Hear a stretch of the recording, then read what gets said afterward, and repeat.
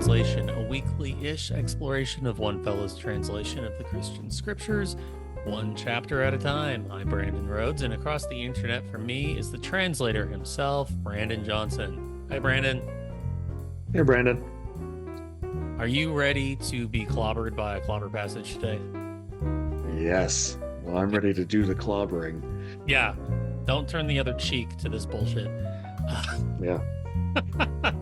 Step aside, Lord. Yeah. We've got to fight with the Bible. Be a good subtitle for this show. Sure. Letting the Bible fight Wrestling, itself. perhaps? Yeah, there. Ooh, indeed. Yeah, how's your hip? That's a Genesis joke, everybody. Answers to that joke are in Genesis. So yeah, we are talking about Genesis chapter, good grief, Romans chapter 3. So we are steadily feeling the pace picking up in this letter that Paul has written to a church that he didn't get to help be part of the midwifing of in the heart of the Roman Empire. And he's found out that, no surprise, like just about everywhere else, there's the biggest pastoral and theological challenge that they are facing is how to be part of this new humanity that is beyond the historic divisions of those who are inheritors of the promise, inheritors of Torah, his kin, the Jewish people, and those who are held in the long view of the promise, but not necessarily within Torah, certainly not inheritors of it, the Gentiles. Everybody and else. He's trying to,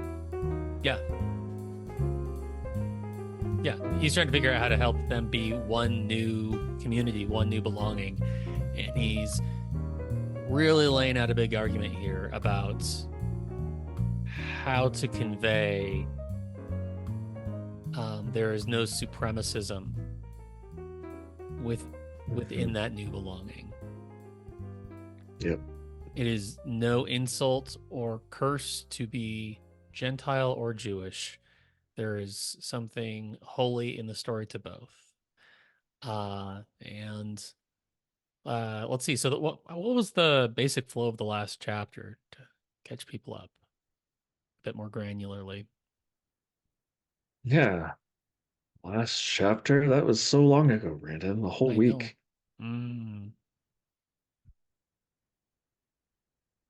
Yeah. Basically the last chapter was if you have Torah, then you should know better. If you don't have Torah, still do good and like following the path traced out by Torah, whether you were the people who inherited it and actually had the text, the document, or not. Maybe you had no exposure to that. Living in line with it is living aligned with it, period. Not living aligned with it is not living aligned with it, period. That's basically the flow of the last chapter. Yeah, thank you. And so this one opens up with that being the case, what is it that's superior about being Jewish, or what is the advantage of circumcision? There are many based on that whole character. First and foremost, they're entrusted with the words of God, and on it goes from there. And on goes, I suppose off the rails fairly early on, it seems, goes how we hold the legacy of this chapter. You can really find this whole idea of original sin mixed up in how this chapter is held. Yeah, how would you articulate the Mm-hmm. legacy of? Yeah, the legacy is that people quote verse 23 all by itself and never even bother to look at what's around it. So they stop at all have sinned. And you don't even need the rest and fall short of the glory of God. Just all have sinned, and the point they immediately assume Yeah, everybody is terrible. That's the point of this chapter, right? yeah, God is against everybody because everyone screws up. Everyone does terrible things. Everyone has inherited a status of being terrible back from Genesis. Yeah. And that's the legacy. And that is the core, yeah, especially in this Romans road, like really reductive whittling down of select verses to make a sales pitch. Mm-hmm.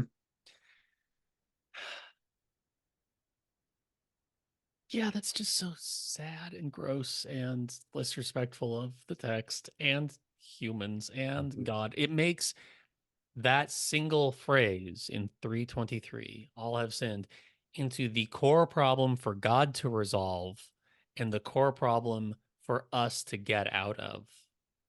You Mm-hmm. broke rules. Implicit in that is God needs to beat you for that. Mm-hmm. Otherwise, God is not just. Weird form of Mm-hmm. just. Otherwise, if God doesn't beat you, then God isn't subservient to violence, is actually what they are saying. Yeah. Yeah. So then the highest core aspect of reality is not God, not love, but violence. Yeah. And God, yeah, violence is deeper than God Mm-hmm. in that telling. Right. Um, and they call it God's holiness. They call it God being God is love. God is loving, but God is also just. I just want to make sure Those people are are those are not really. intention. They're not intention. There's no but. And therefore God is just. And the word just in that kind of popular sense of it is should mean God is committed to enacting the fullness of God's love, homecoming, infolding, and belonging. To God becomes everything that God loves, and God loves everything, right? So Mm-hmm. that's the path. That's the arc. That's the story. How will God, who is love, become all things and make all things right? Mm-hmm. Not how will God address the need to respond with violence that he has no agency over toward us little shits. Mm-hmm. That justice is restorative, not retributive, like they have in that story. Right. Right.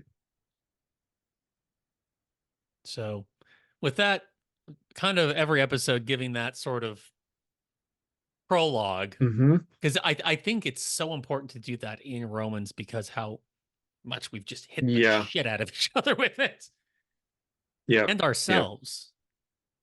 Yeah. A reminder of the core story of it being something different than has been handed down consistently. Probably a reminder that we need every discussion. Every discussion, particularly if this is your first time joining us at all or this season, like that is kind of a controlling understanding of the story that we both have found in translation. Uh, Mm-hmm. Hey, so that's the name of the show. Yeah. hey, hey. So the legacy of this chapter then really is the kind of popular, particularly Protestant, particularly Reformed evangelical angle on it is typically something in the neighborhood of basically trying to say, see, look, the people who have Torah, they're knuckleheads. The people who don't have Torah, they're knuckleheads too.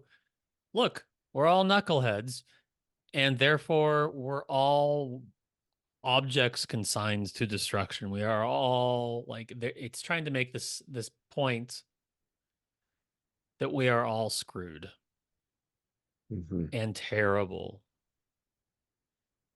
But you pointed something out about how the chapter wraps up. That Yeah. Yeah. puts Paul that on its head. summarizes the entirety of the argument in verse Oh, 29. let's put it on the screen. Yeah, we've Let's do it. Okay. So, in other words, kind of summarizing this whole flow of thought, is God only for Jewish people? Isn't God also for other people groups? Yes. God is also for other people groups. That's it. That's the point of this chapter. Thank you. Short episode. Hmm. If you'd like to support Found in Translation, you can leave a rating and review on your favorite podcast or player. Okay. Uh, yeah, that's amazing. The point of the chapter is not all have sinned, therefore God says F you. It's Yeah. It's not God is against both Jews and Gentiles. it's God that is God is for for. Jews and for other people groups. Yeah, like just because there is like at the beginning there, what advantage is there then in being um Jewish? As the NIV says, much in every way, right? Um, there's a sense in which like, yeah, no, it's a special thing. That doesn't mean that it's only this hope of a deep infolding belonging, participating in God putting the world right side up is only for them. It's for everyone. Right. Right. Um, The way that there is advantage is largely practical. In verse 2, it says, first and foremost, they were entrusted with the words of God. Like, that's an advantage. It doesn't mean they're better than everyone else. It just means uh, they get to have a little bit of a head start in yes. understanding God's truth. Yeah. Yeah. And so yeah, therefore he spends 3:2 through 3:28 basically trying to say in a variety of ways. The fact that we all blow it doesn't put us on level ground, common footing as being screwed. It puts us on Hmm. equal footing as God that they're not being a favoritism game or they're not being Right. like you're It's very still much like the saying, just like nobody's perfect. The point of saying nobody's perfect, people don't say that to emphasize how awful people are. People say that to be like, and you're still accepted. Like obviously people make mistake. It's okay. Like yeah. we'll get past it. Right. Yeah. That's the point of verse 23. Yes. Yes, it is. So, Yeah. should we walk through a few of these individual Yeah. Let's verses head back here? up to the top and start go through, see where how we get back to 29 again. Yeah. Yeah. Excuse me. Well, I guess I want to begin acknowledging just taking a reminder to folks that one of the commitments you have in translating this has been um a wariness of language that even if it's maybe faithful to the Greek as you read it, may because of the legacy of that translation choice, it Mm. may act there's like a second layer of actually unfaithfulness to it. It's Right. so become the tail wagging the dog that we don't actually hear what's actually being said, even if it may dictionary level be okay. So religious technical language Right. is Right. what we've often called that. Um, and in the case here, so for example, like you go so far as like good bad language becomes such a problematic Yeah, I try to polarity. avoid those Yeah, words if at all possible. Yeah. yeah. And then I come upon chapter 3 here, and I begin to Mm. notice in the first few verses particularly what, 6 onward. Sure. This It's word of judgment and judge and rendering a verdict. verdict. Yeah. Hmm. Yeah, that I found quite surprising, particularly because making God into like the core problem of like God saying who goes to jail and who gets a get out of jail free card is kind of the problematic and false way of telling the story. or God being judgmental, God beating the Hmm. crap out of people. It's bound up in this abusive authoritarian God. So walk me through with like, why'd you keep that? Yeah. Sorry, you just the way you just said that made me think of SNL a couple weeks ago. Why'd you say it? It was the catchphrase that kept being said over and over again. But um,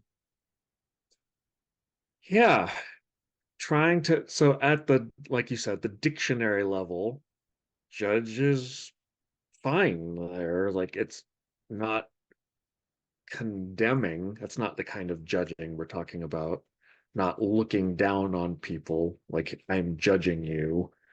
It's the sense of like I would use as a therapist to talk about my clinical judgment, using the knowledge and wisdom from my training and experience that I have. I'm making a decision of what makes the most sense of how to understand things and how to move forward. That's my using my clinical judgment.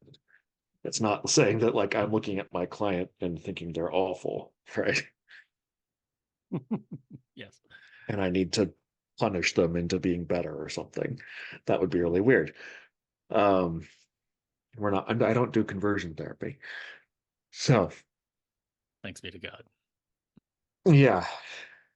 So that's what it's talking about here, not clinical judgment, but having an understanding of something and making a decision about it. Um, you had mentioned the idea of like in T. Wright's phrase of like the world to rights. Right? Yeah. What were you? Can you explain a Yeah. little bit about what your thoughts are there? Yeah. So sometimes for language that's more conventionally translated righteousness or found justification, but also here for like judgment. And those are different in the Greek. But because it's part of this total project of there's something fundamentally eschatological, something fundamentally grounded in the hope of God's healing of the world to all of this. Um, that God judging the judgment is um, about putting things right side up, about its restorative judgment, not punitive and carceral. So it is making a Yeah. clear declaration. Are you part of Restitutionary, the restorative Shalom justice. project? Are you part of the Jubilee project? Are you part of the new creation, resurrection, Jesus way trajectory? As the Didache says, there's a path that leads to life, there's a path that leads to death. And that final Mhm. state of trajectory is being pulled back into the right now. And so Mhm. um, to look at the example in verse 6, you have as it's not possible. Otherwise, how would God render a verdict for the world system? Or how would God judge the world, as the NIV says? Yeah. Perhaps doing something along the lines of how would God um, heal the world, put the world right side up, bring restoration. Like it's much more Hmm. spacious Yeah. to be faithful than the dictionary faithfulness. Yep. Yeah. How would God restore the world? Bring, if we're talking about restorative justice, right? How would God make a decision that would lead the world to being brought back into being just, Hmm. having that shalom mishpat kind of justice, if Yeah. using those Hebrew words there. Yeah. Hmm. Yeah, I think that makes a lot of sense. And even then, like verse 7 there, if God's faithfulness was more than enough for his renown, even with my faith falseness, then why am I still judged to be a deviator?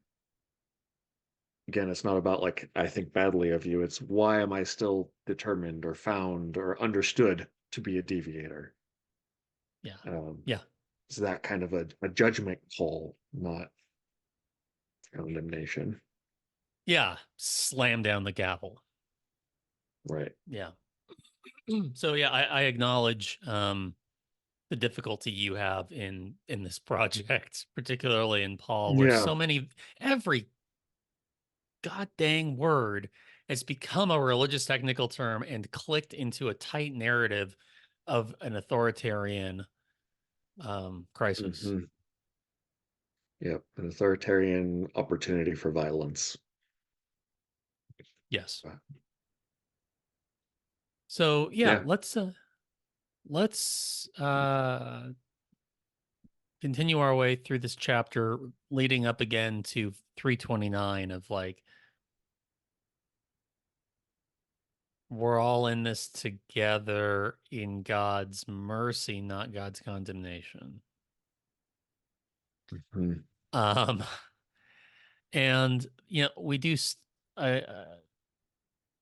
our toe in 310 on well, I think righteousness is often used in 310. Mhm. Yeah. And that's not a word you For use. right. Yeah, I did fully align. Mhm. Righteousness is also related to that, like being determined to follow the path, that sense of there's court language that often gets used in some variations of the word. Um, so it's that same kind of alignment, restoration to being aligned with what Torah teaches. Yes. That's the point of it. So picking out a word like righteous, which is a technical term that no one knows what it means unless they're taught within the specifically religious setting, and it's usually taught to mean keeping the rules, obeying the authority. Is not what it means. Um, so I went with the meaning of what it means rather than the word, right? So no one is Sure. fully aligned, not even one. Right. So Right. no one who makes the connection, no one who is seeking God. Everyone turned aside all at once. They made themselves unhelpful to others. Like they're being for others, not made themselves evil or bad or rule breakers, right? Like Yeah. Yeah. there's no one being active in kindness, not even one. And this is all quoting from Psalm 13. Yeah. And so these verses, there's this flow here of boom, boom, boom of Paul quoting some Hmm. passages to really to drive home this point that he's trying to make in a Yeah. pastoral manner. Yeah. The next line is from a different psalm, Psalm 5. Their throat is an opened grave. And I did opened there. It's actually more literal than what most people do is open. It's not a huge shift, but the image that an opened grave gives to me, like an open grave to me, is one that hasn't been filled yet, right? Like they've dug the grave and they haven't put the body in it, but opened, it's like, oh no, there was a corpse in there buried, and we've opened it, and now the foulness is coming out. And death. That's the change in that image for me. So that's why I went with the more literal Yeah. there. Yeah. That is a jarring image. So Um, continuing on, then they there's another. Yeah, they've been manipulating people, traditionally deceive. They have been deceiving with their tongues. Hmm. You might even, you could say more colloquially, they've been gaslighting people. Um, the venom of asps within their lips, not like inside the lip itself, but coming from behind their lips, coming out of their mouths. So like all of these things are talking about how do we talk to and about people? How are we treating people with how we're speaking of them? How are we judging, to use the more standard use of that word? How are we judging people? What are we accusing them of? How do we dehumanize them, going back to Romans 1. Yeah. Their mouth was full of ill wishes and bitterness, changed curses and bitterness to ill wishes. The word there doesn't mean like I said shit. It's not that kind of curses. It's speaking against people, wishing them harm, or saying that they're worth disregard or dehumanizing. Yeah. Um, Like saying, I hope Donald Trump chokes on a hamburger. that would be cursing, full of ill wishes. Yeah. It's Yeah. just totally hypothetical, right? Yes. Yes. Um, yeah, verse 16 there, being worn down by each other is something that's in their path.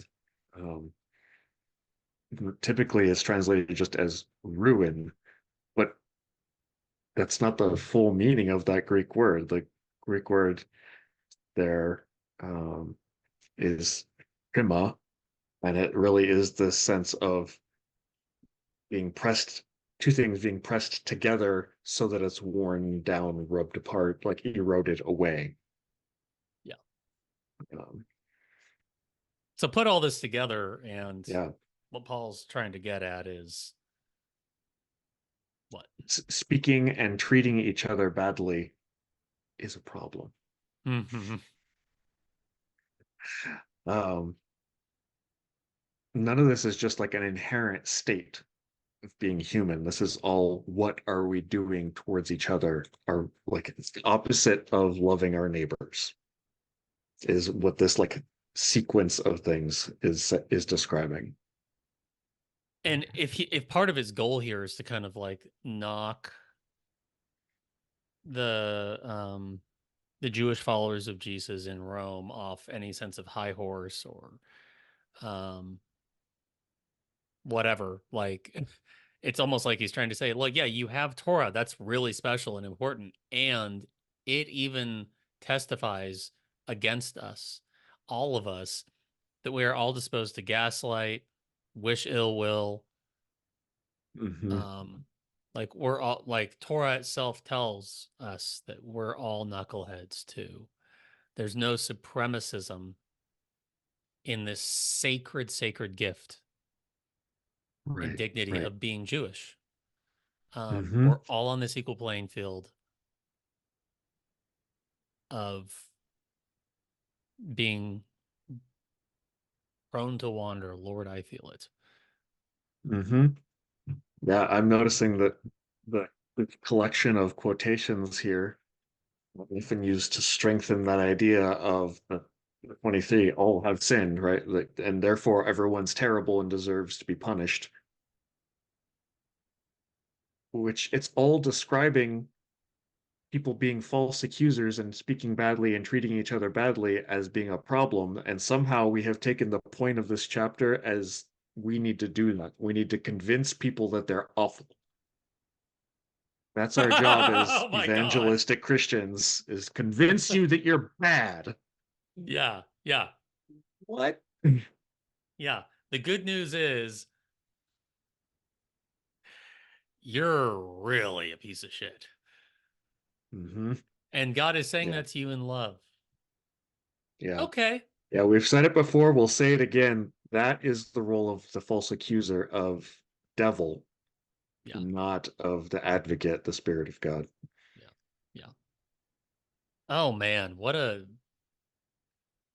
tragic plot twist. Like we can bend anything we like. You want to talk about like original sin or some sense of depravity? Humans we are so good at bending even the we can bend anything 180 degrees if it means Mm-hmm. we can use it to hit somebody or make ourselves feel Yeah. safe and better. Yeah. Which does talk comes to mind for me is how I think about original sin, which I don't really think about it as original sin with all the strings attached to that. Yeah, yeah, But no, if same. if we're talking about what happened in Genesis 3, that's more of what. I think it's representing taking a position of being able to say who's in and who's out. That's what it means to know the prerogative to say, I know what's good and evil. I know who's good and evil. I'm going to be like God in that way. Like Yes. that is what happened in Genesis 3. And that's what's being spoken against here. And again, that's still what we are actively taught we're supposed to be doing, to evangelize, to bring people in. It's we're actively teaching people in the church to reenact fall. Ugh. Wow. So let's move So let's along. do something better. Yeah. Yeah, right. Lord, hear our Yeah. prayer. So moving along to well, right up to verse 20 here. Maybe starting 19. This is all building up to verse 23, which is that usually all have sinned and fallen short of the glory of God. Can you just read 19 through 23 feels like the right place to wrap? Yeah. We have come to understand that whatever Torah says, it is speaking to those connected with Torah. So every mouth would be shut tight and the entire world system would come to be accountable to God. No one of any lineage will be considered just in his view because of actions from Torah, since what is through Torah is recognition of deviation. Mm. Right now, the justness of God has been made visible separate from Torah, while being endorsed by Torah and the prophets. And the faithfulness of Jesus Christ is for all the faithful. You see, there is no distinction, since all people deviated and are in need of God's praiseworthiness. And with his generosity, all are unconditionally considered just through the liberation purchased by paying the price of enslavement with Christ Jesus. For the Lord. Thanks be to God. Man, that flows so much more clearly within this way of holding the story and the argument of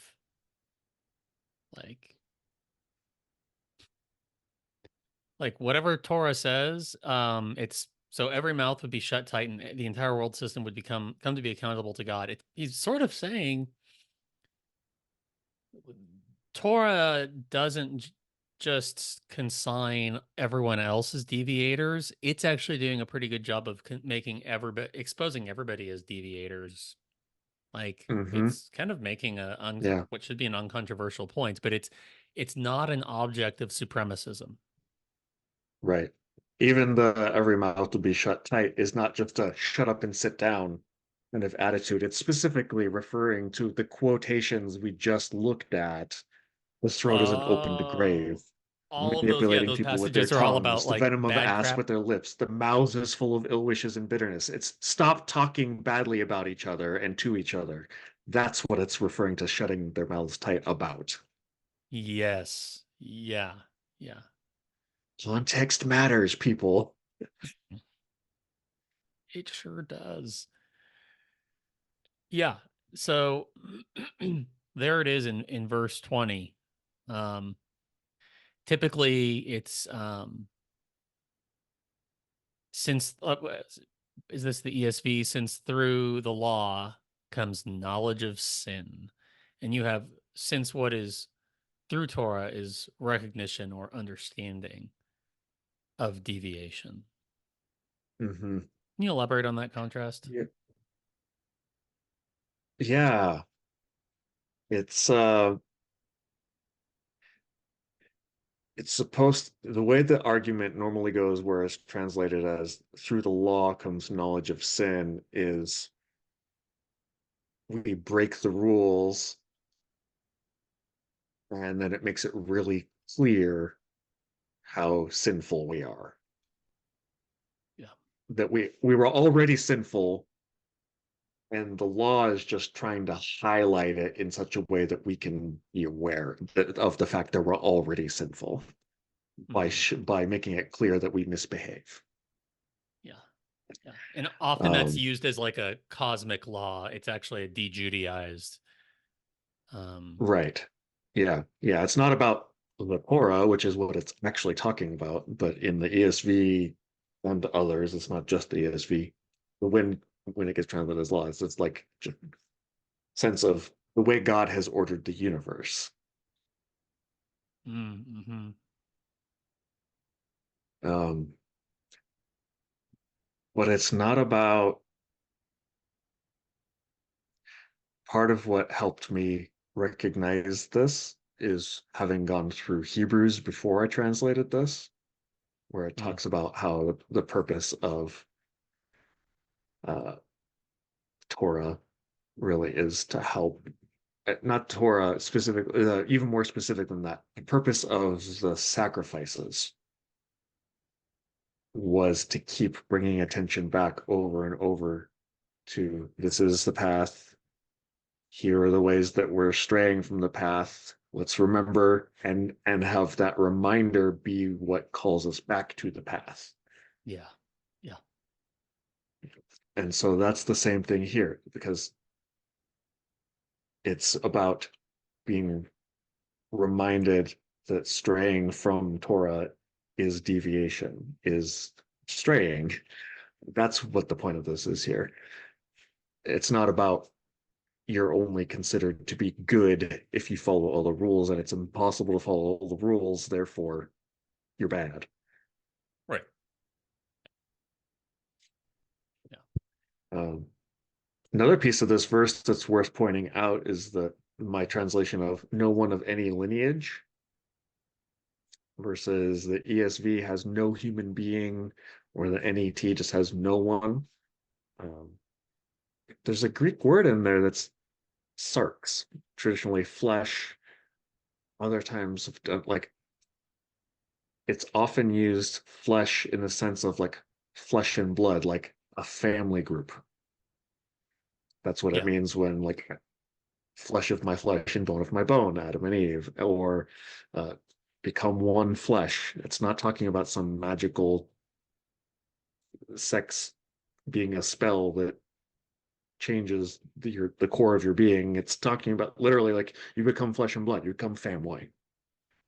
Yeah.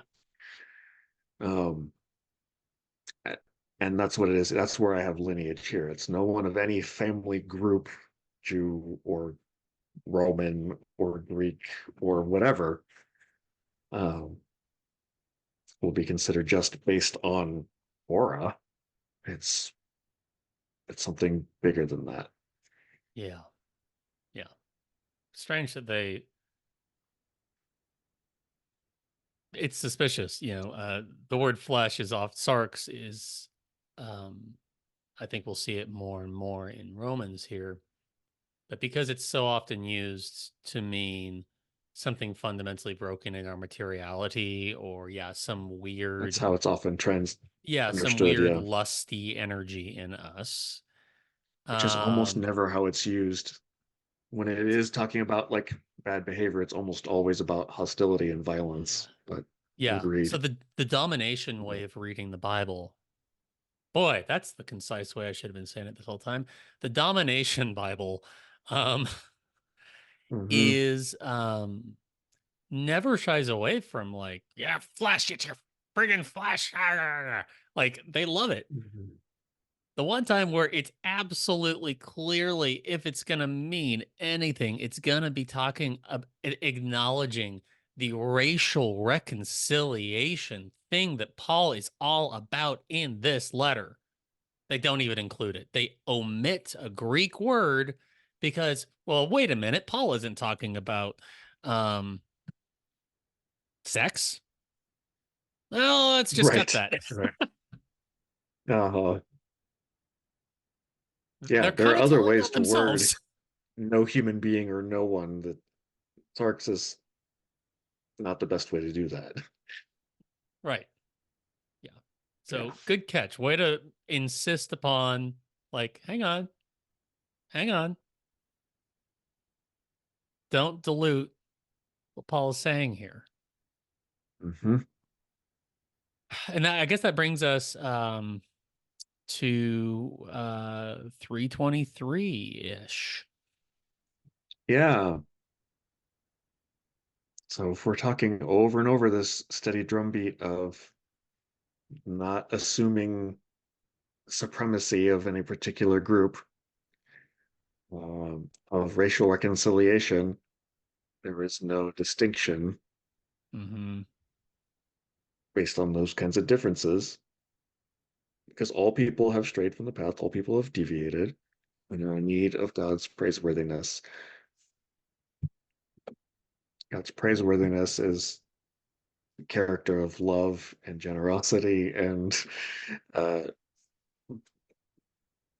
just extending belonging to everyone. That's the what God is praised for. And we're Yeah. in need of that, right? Um, and the in need of is an important and like kind of no brainer shift for me. Okay. Um, Because it's usually and Traditionally, it's the fall short uh-huh. of God's glory. There, it's like we're not as good as God. Basically, is kind of how that gets And mixed. anything that isn't as good as God goes to hell is kind of the Right, right. Anything that's not as good as God is bitch. yeah. Um, what it literally means the sense of like falling behind in a race, or to be lacking like when you're in poverty. There's no sense of moral failure in that word at all. Yeah. Yeah. Well, there is so So there it's, yeah, and being in poverty deep comes need. yeah, Yeah. and poverty comes from systemic issues overwhelmingly. Hmm. And it robs you of the dignity, security, and belonging that is due to every human being, every ethnic group. So like Hmm. it is like our propensity to deviate, it reveals not that we are garbage, as you say, compared to the Hmm. non-garbage God. It's that deviator status is actually robbing you of it is equivalent to the experience of poverty or later there in 24 slavery. Hmm. Your full dignity and belonging in the world is being diminished and held captive by our deviations. Hmm. I in my head I also Yeah. I switched around God's praiseworthiness to what makes God praiseworthy. Sure. Yeah. Um, because that's really like what we need, what we are impoverished, what we're parched without is this propensity of God to fold in and to become and to be with and to make right, not to hit and abuse or even forgive, if I may be so bold. Because forgiveness is the Hmm. means to the end of theosis, belonging, solidarity. Hmm. Yeah. And that's what makes God praiseworthy.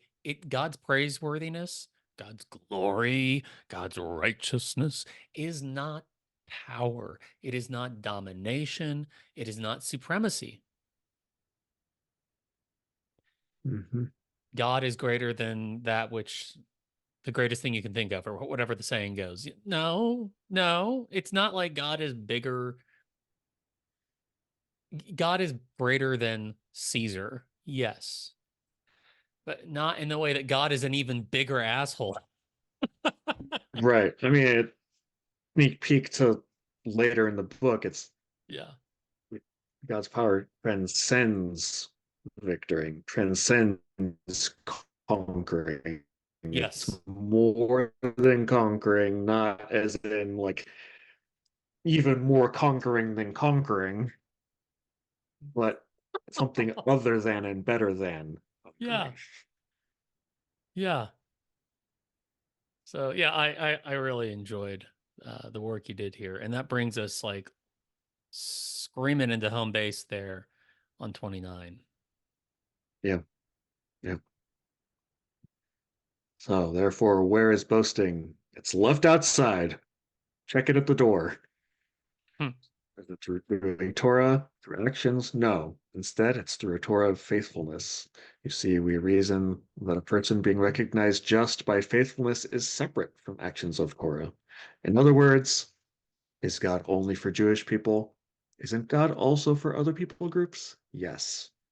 God is also for other people groups.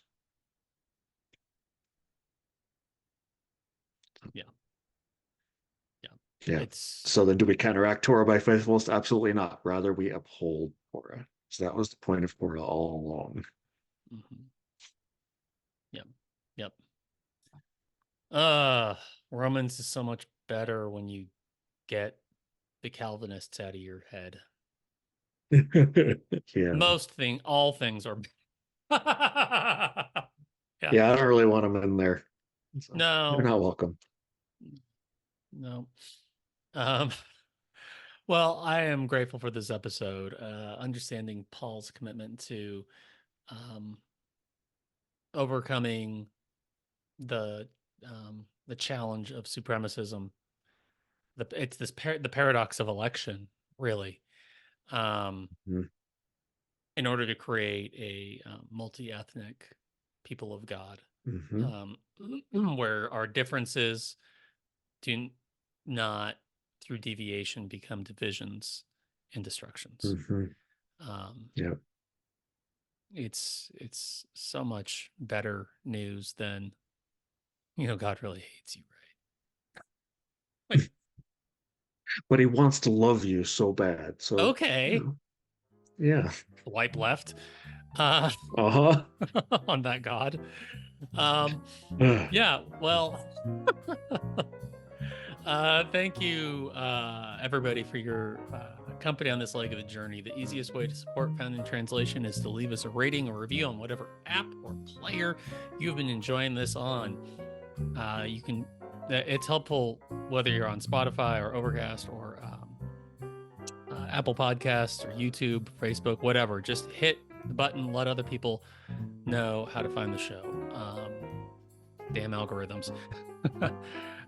You can find us on Facebook as Found in Translation, also on YouTube as Found in Translation. The Google Doc and PDF of Romans is in the episode notes or at litbible.net. You can follow Brandon Johnson on Threads as at Old Song New Dance and read more of his work at oldsongnewdance.com. You can find me on Threads as at BD Rhodes. The music you're listening to is by Kevin MacLeod at incompetech.com. Found in Translation was produced by Perry FM on unceded Chinook and Kalapuya land. Goodbye, Brandon. Bye, Brandon. Bye, all people groups.